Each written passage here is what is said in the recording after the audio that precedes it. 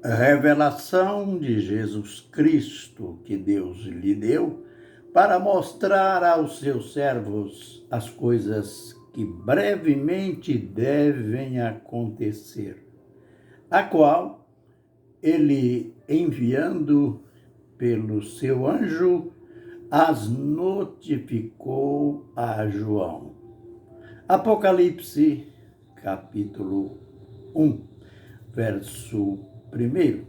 Aliás, a abertura do livro, que seria, se fosse numa carta apostólica, seria aqui a saudação.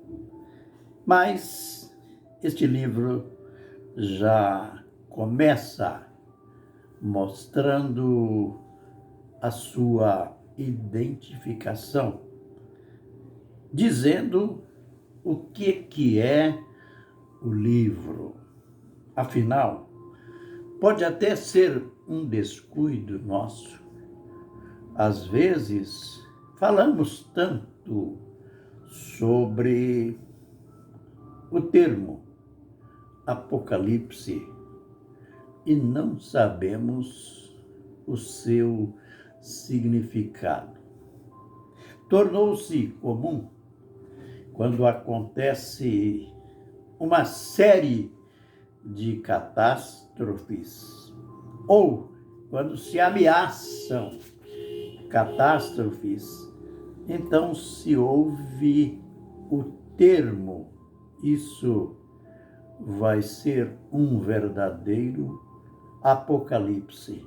Então, se tornou costume associar o termo apocalipse com tragédias. Isto porque no livro fala, é lógico, fala muito sobre estes acontecimentos, fala muito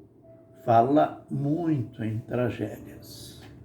Mas, em realidade, o termo Apocalipse quer dizer revelação. Revelação daquilo que estava oculto. Note bem, aqui nessa abertura do livro, já descobre um grande erro de interpretação. Aqueles que encaram o livro Apocalipse como um livro que trata de coisas passadas. Tudo isso faz parte do passado, os chamados preteristas. Aliás, essa crença se originou através em um sacerdote católico que ele, em uma determinada época, que em vídeos posteriores vamos mostrar o tempo que ele começou a ensinar que o livro tratava de coisas passadas. Mas logo no primeiro verso se desmascara este ensino, essa teoria.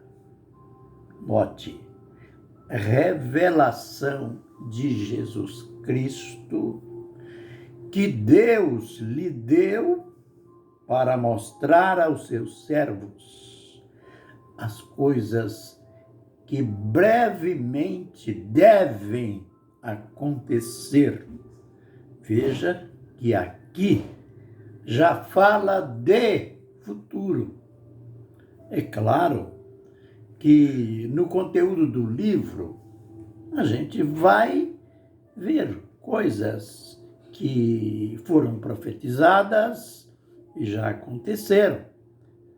E no próprio verso 19 desse mesmo capítulo, quando Jesus, lá na ilha de Pátimos, ordenou que João escrevesse o livro, ele disse: escreve as coisas que viste, isto é, a visão, as coisas que são, o que se refere às 7 cartas às igrejas da Ásia.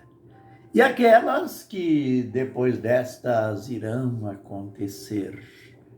E cujo bloco começa no capítulo 4.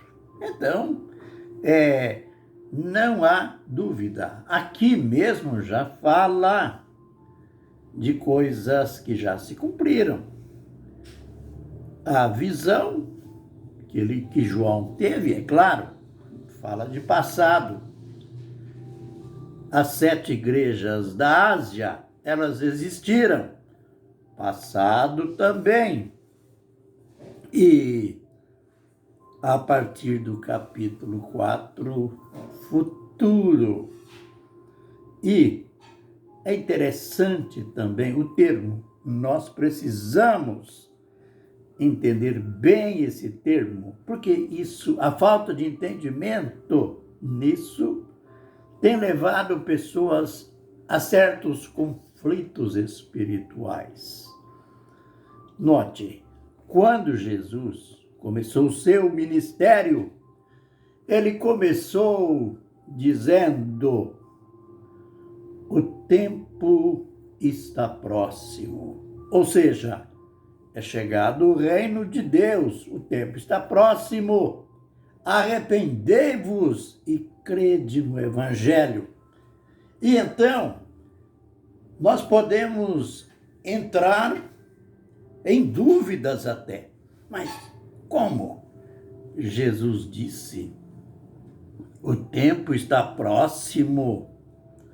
E já há mais de 2000 anos ele disse isso e ainda não veio.